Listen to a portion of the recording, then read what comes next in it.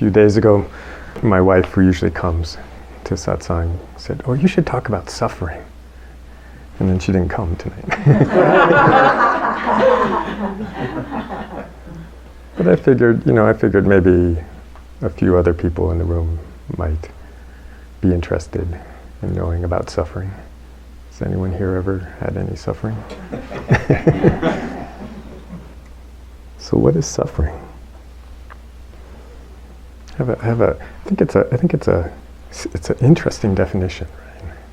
It's one that maybe is something to engage, to explore.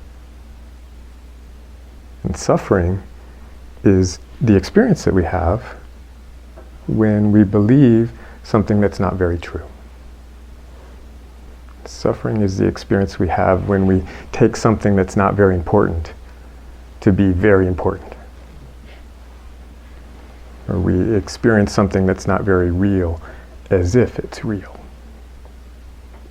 It's like, it makes sense, If you're taking something to be real that isn't very real, it's going to generate all kinds of unnecessary, ineffective, misdirected effort, struggle, striving, that can't really get anywhere because the thing that you were taking to be real isn't very real.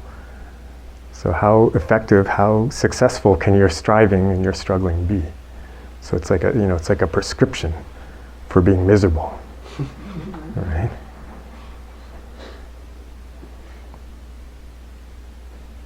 And that, I say it that way, I say it very particularly that way, where I say it's taking something to be true, believing something to be true that isn't very true, or isn't hardly true at all.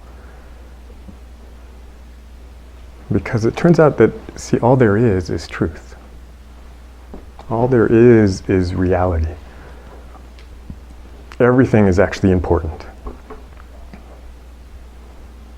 Reality is what is. So if something is, it's real. Anything that exists, anything you can experience, anything that happens, it's all real.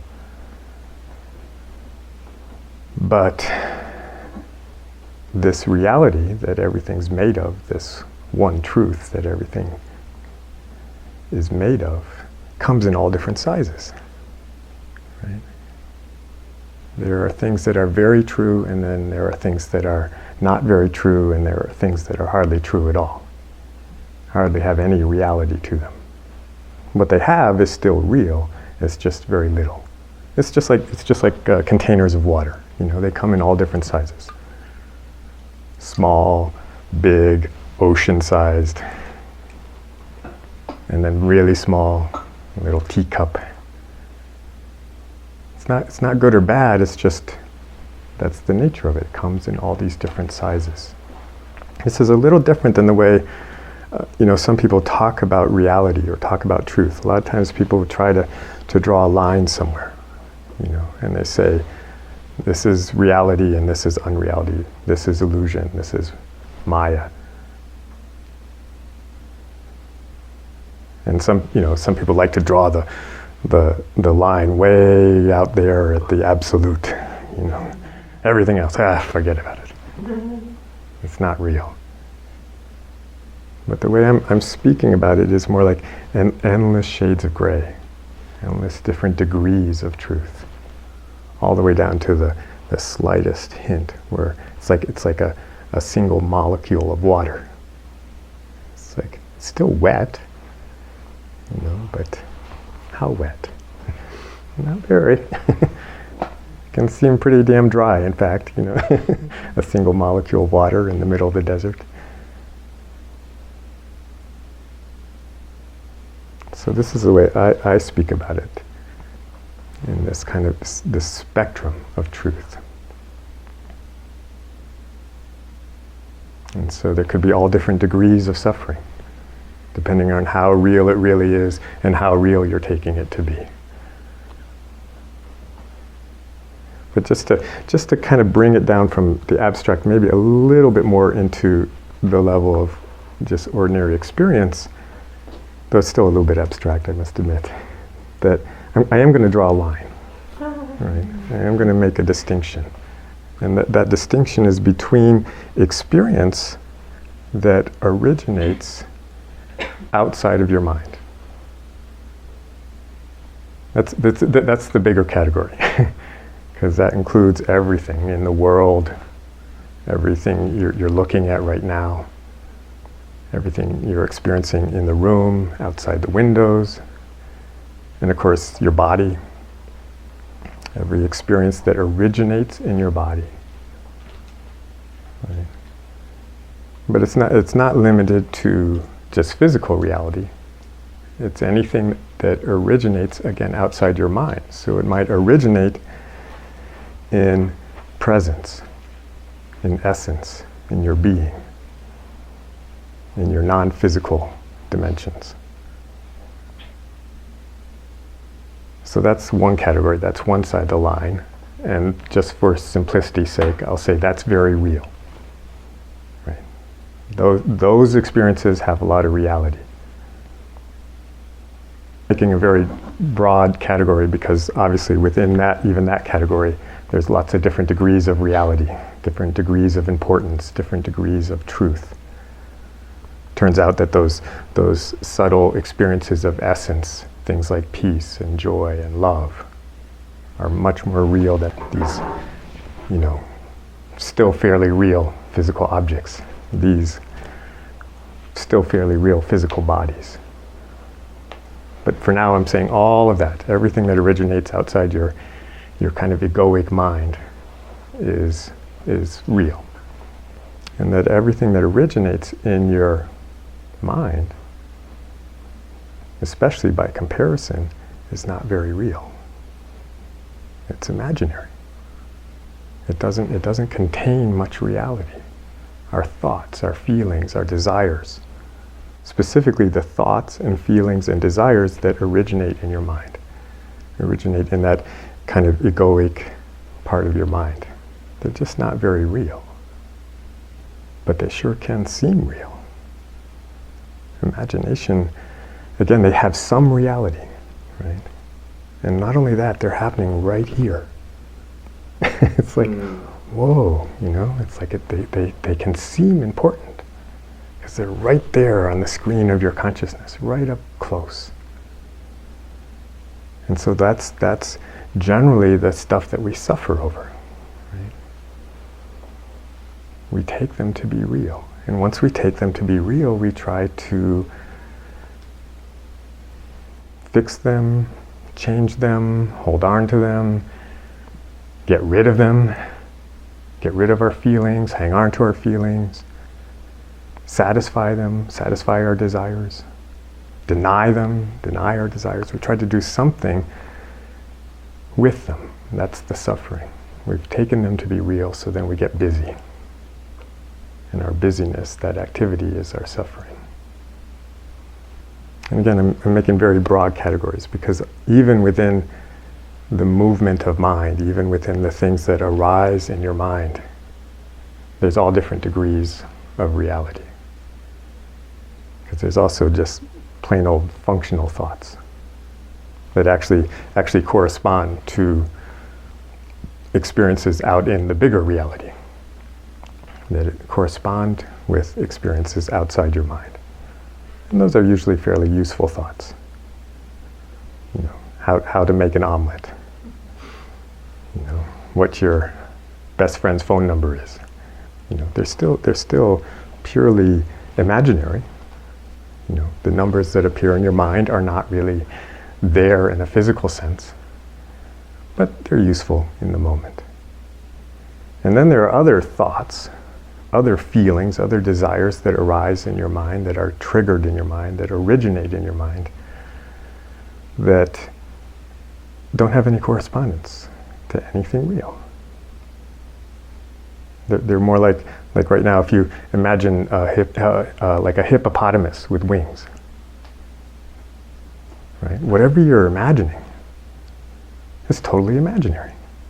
Whatever you picture when I say that, whatever happens inside your mind, it doesn't, correct me if I'm wrong, if anybody knows of, if anybody has been to a zoo where they have a hippopotamus with wings, but There's no correlation.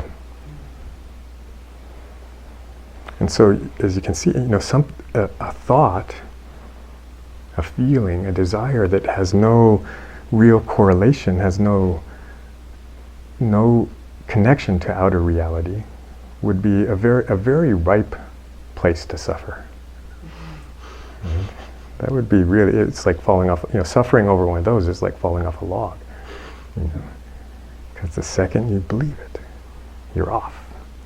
You're struggling, you're striving. You have about as much chance of solving those problems as you do of running into a hippopotamus with wings. It's like not a very good chance. And yet when we do not distinguish, when we do not see the truth of those thoughts, and I'm talking about our fears, our hopes, our wishes, our desires, our judgments, our preferences, our aversions, all these things that, again, have varying degrees of correspondence to reality, and mostly very little.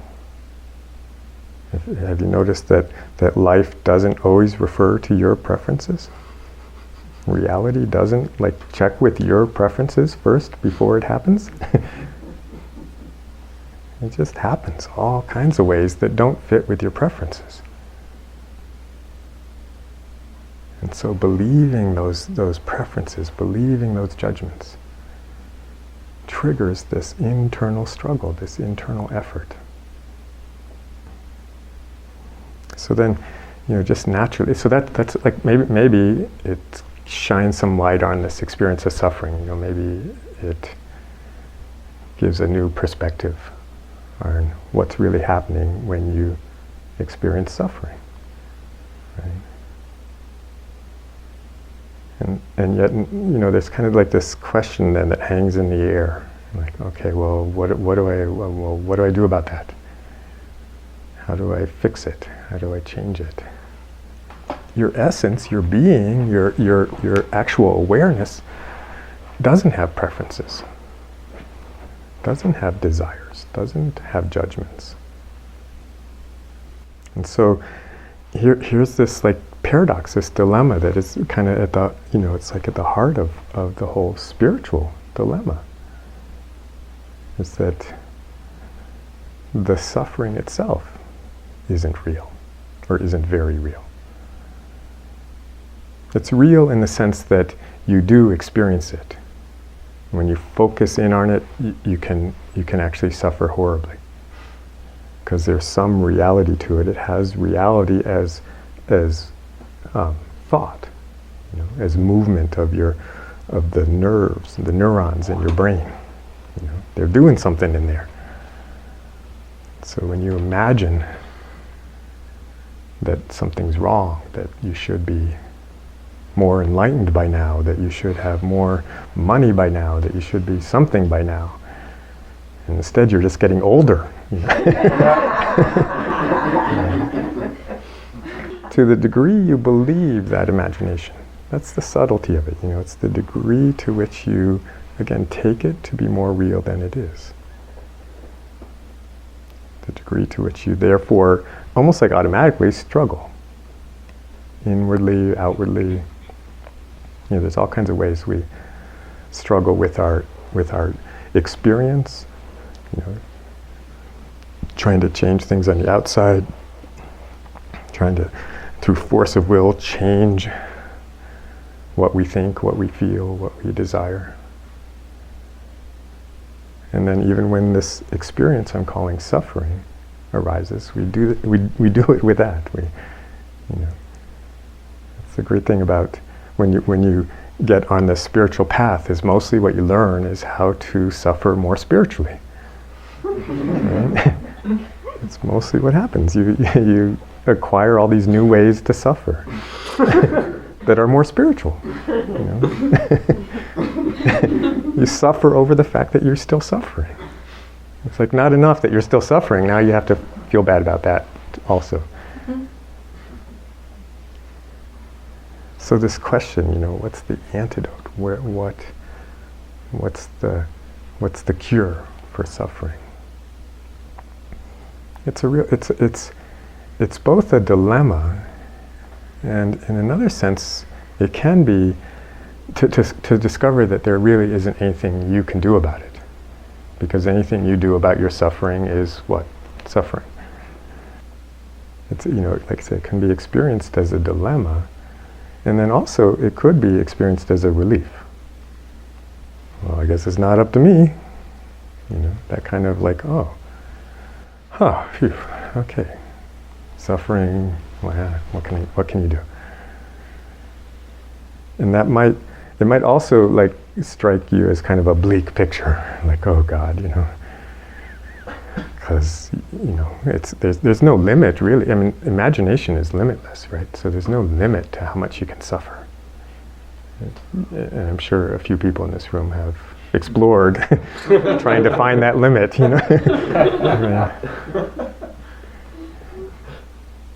So, that's the bleak part of the picture. There's no limit to your suffering and there's nothing you can do about it. Let's kill ourselves now, But even that doesn't work, right? I heard a story once of someone was with their spiritual teacher and someone came in and said, that one of the people in the Sangha had just killed themselves, had just shot themselves. And the teacher said, oh, that's too bad, he missed. Shot the wrong thing. So if you thought it was bleak before, now it's like even that doesn't work. But there is good news. The good news is that there's something else here besides this thing, this source of suffering. It's not a problem if a thought or a feeling or desire arises and you just notice it and don't pay much attention to it. Don't give it much meaning, you don't believe it in a sense, you don't follow it. Just like my mentioning the hippopotamus with wings, I'm sure, now I'm bringing it up again, but I'm sure most of you kind of like it didn't cause you to suffer. Like, oh, I've never seen one of those. Damn. Because you didn't take it seriously. You said, oh man. It was seen right away to not be very real. Right? And so there's a capacity within you to actually distinguish, how real things are. There's something else that can discriminate besides your mind, besides your thought process, that can distinguish how important things are, how real things are.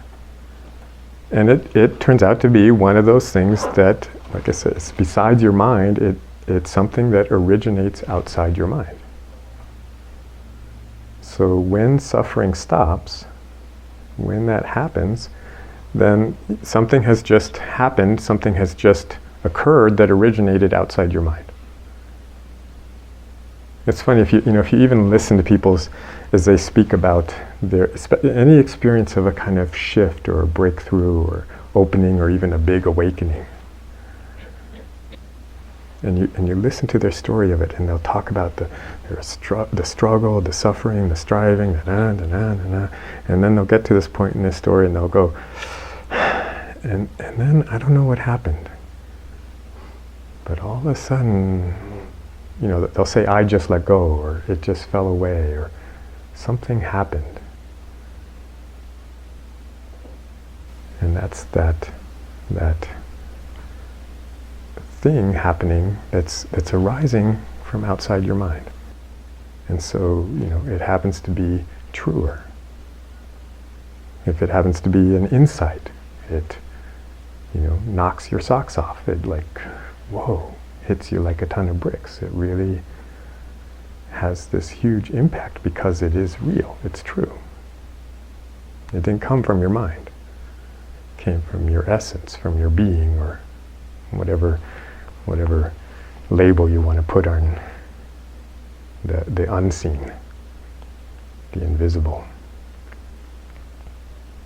So I said this is the good news. The good news is that there's a lot of stuff always arising out of the rest of reality. There's always a lot of experience originating from outside your mind, including from your essence, from your being.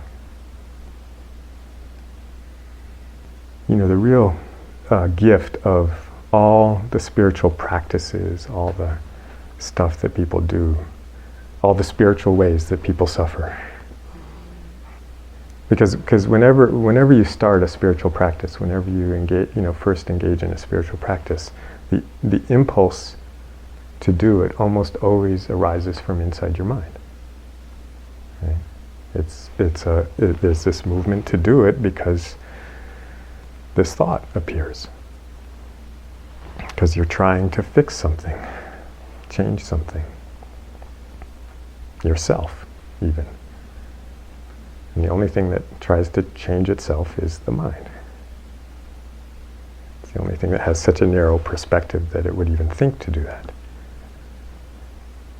And so, that's what gets you going. Right? Everyone who starts to meditate or chant or do any kind of inquiry or come to satsang or read spiritual books, the impulse is originating within the mind. Right? But there's this like paradoxical quality to all those activities, because they're all pointing to what's outside your mind. And even though it's like you still can't get there, right? You can't meditate your way into bliss. You can't inquire your way into enlightenment. You can't storm the gates of the divine and force your way in. Yet in the process of wearing yourself out, in the process of all those different, and everyone's journey is different, but all the different things we've all done. It's like when you wear yourself out, where are you? You're at the gates of the divine. You're, strangely enough, you by engaging it in that impossible way, that totally futile way, you actually are somewhere where it's sort of like where there's a lot of divine traffic. One of my teachers used to say, awakening is an accident. And so satsang and meditation and all of the spiritual activity that we do is sort of like going out with your friends and playing football on the highway. It doesn't really cause an accident, but it sure puts you in a place where one's more likely to happen. You can't cause that accident. It doesn't originate from that place in you that does things, to change things, that tries, that suffers. And yet that there's this paradoxical quality to spiritual suffering. So it's a strange kind of prescription, Keep doing that thing that won't work. Do it more. Do it harder. And that, it's like one way this transformative thing can happen is that you suddenly find, you've been meditating for years and it's never worked. All the reasons you ever thought of, all the reasons you had to meditate, it's never worked. And then someday you wake up and you realize that you just want to meditate. You've given up, it doesn't matter anymore. And so if you meditate at that point, it's because you love to meditate. The impulse now is coming from outside your mind. There's no suffering in it. What was that? There was that bumper sticker, a bad day of fishing is better than a good day at work. Meditation is kind of becomes like that. A bad meditation is still just wonderful. One where your mind doesn't shut up from the second you sit down on the cushion till, it's like, wow. You're just there in awe of your mind. because you love it. You love to sit and be quiet and watch what comes up. You inquire because you just love all this craziness in your mind. You love discovering all the ways your mind can lie, Lies are just, the best way to lie is to tell just part of the truth. That's the only way, really, to lie, because all there is truth. So that's the strange thing in satsang. It's something like truth in advertising. You come and you get the whole picture, and it leaves you in this impossible place. And even then, the invitation is not to stop meditating or stop doing those things the spiritual things that you do to suffer. But there is this question: what is it like right now? What's your experience of, whether you still even call it meditation, or you just, have a friend who, he just says, his whole thing is he just loves going into the silence. Whenever he gets a chance, he just goes and finds the silence. It's like, what's it like now? Is your spiritual life an experience of suffering? Is it arising from your mind? Is that where the impulse is coming from? There's nothing wrong with that. It's not even your fault. That's just what minds do. And yet, in the midst of that, are there also moments where something else happens? Where some other impulse grabs you, and you do something when you're out of your mind. I was going to say, it doesn't come out of your mind. It's when you're out of your mind, it comes out of nowhere to do, and who knows what that will look like. So you could even ask yourself that right this moment, whatever is like moving. If a thought is moving, it's not, like I said, it's not this nice clean-cut boundary, because if something is moving out of your essence, it's still going to register in your mind. It's not like there's this, impermeable barrier between your mind and the rest of reality. This is a totally arbitrary line that I've drawn. It's like the line between Arizona and New Mexico. You go out in the desert and look, and there's not really anything there. And so anything that actually arises in your essence can have an effect in your mind. And anything that arises in your mind obviously can have an effect on outer reality. Anything that arises in the mind of the person next to you can affect your reality too. Then you get to experience it in outer reality. their mind in action. But this question, like right now, whatever's moving in you, where is it coming from? Since that's not something you do, and yet it comes from these different places. The mind activity is the one that feels the most like you do it. It has the, and that really has to do with one of the most imaginary thoughts there is. Right? The one that actually is the best source of suffering, the best thing to suffer over. Right? And that's the thought, me. Right? That's a really juicy one. So anytime you catch a sentence has the word I or me in it, you're in fantasy land. You're like, really, it's a real setup to suffer. And then, there's something else that arises, and it doesn't have that quality. It might have it's strange because it might have an essential quality of me, but that's nothing like the thought me. It might have an essential quality it's kind of what is referred to when they speak of the I am, the the real sense that I am, I exist, that doesn't come from your mind. Just the last thing I'll mention, because and it's something I speak about all the time, is that the discrimination that distinguishes how real things are also does not arise from the mind. The mind is useless for knowing how true things are. To the mind, literally everything looks very important, very real, very true. Whatever you put in front of the mind, it says, oh my God. Holy cow, I never thought of that before.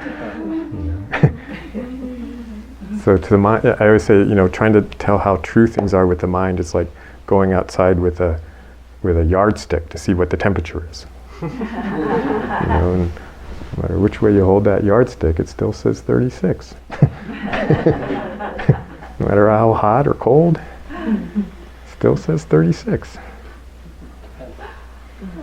So the thing that arises, the thing that moves to tell you how true things are is what I call the heart. It actually is that sense of I am itself. That sense of yourself that's not conceptual. And when that sense of yourself expands, when there's a sense of spaciousness, openness to your beingness, to your sense of yourself, again, that's not arising in your mind, but just your sense of self that's arising in your whole being, when that feels expanded and spacious, then whatever you're experiencing is really true. In fact, it's a good thing to know when something's really true, because you can also suffer the other way. You can suffer by taking something that's really true, really important, and thinking that it's not very true, not very real, not very important. And then in contrast, when, again, not conceptually, but when like viscerally, experientially, directly, your sense of self gets really small and contracted. Has anyone here ever felt contracted? Yeah. So when your sense of self feels contracted, that's telling you that whatever you're experiencing in that moment isn't very real. It's like your sense of self gets as small as the reality. Your awareness itself contracts. So when you have a fearful thought, try it next time you're having a fearful thought, try and expand. It's like, you can't do it, You can't go, oh God, I'm so scared. Oh, this is great, man. I haven't been this scared for a long time. This that discriminates how true things are is very quick.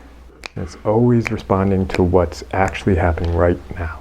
And so if you have a fearful thought and you start to contract and then you laugh because you realize that whatever you're fearful, you were afraid of something that doesn't even exist, Like maybe some of you now are afraid of hippopotamuses with wings. Right?